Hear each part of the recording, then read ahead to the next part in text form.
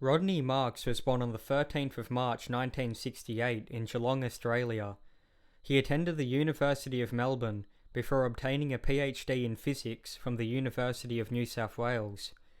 He became employed at the South Pole with the Smithsonian Astrophysical Observatory, working on the Antarctic Submillimeter Telescope and Remote Observatory, a research project for the University of Chicago at the Amundsen Scott South Pole Station. After a day of being unwell, Marks at the age of 32 would pass away at the station, with the cause of death later being determined as methanol poisoning. The media would dub this the first murder in the South Pole, and now nearly 22 years later, the cause of the fatal methanol poisoning remains unexplained.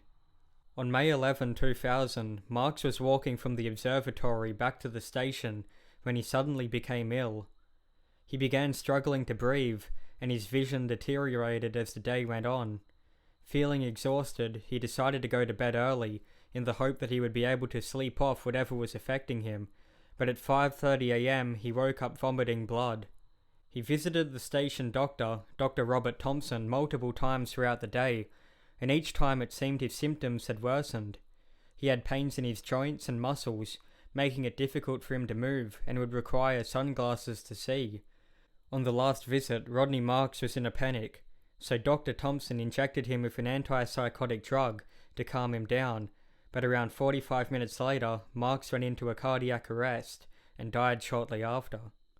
Due to the remote location and intensity of winter in Antarctica, Marks's body was kept in a freezer at the observatory for nearly 6 months before it could be flown to Christchurch, New Zealand, where an autopsy would take place. Nobody was expecting anything shocking from the results of the autopsy. The belief was that Rodney had simply died from natural causes, so when it was revealed that he had actually died of methanol poisoning, the entire station was in a state of dismay.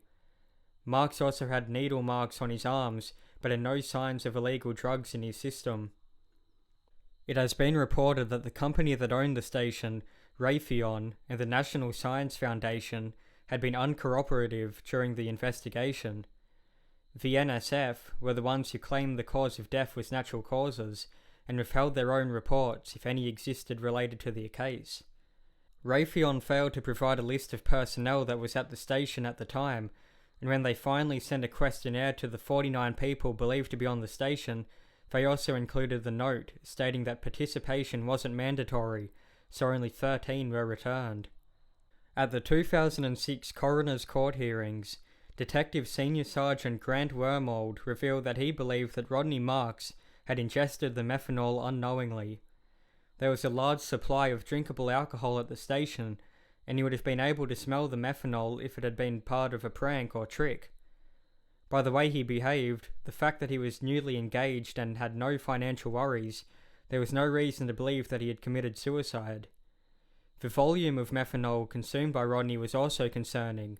The base had a large supply of the disinfectant for cleaning scientific equipment, and it was known that even a few drops could be fatal. Marks had consumed over a wine glass quantity of the liquid, and Wormold was at a loss for how this could have been done. The coroner could not find evidence to support theories of a prank gone wrong, foul play or suicide. Rodney Marks's death remains unexplained, and there's little hope of learning what happened. Peter Marks, Rodney's father, would state, "I don't think we are going to try to find out any more in regards to how Rodney died. I'd see that as a fruitless exercise."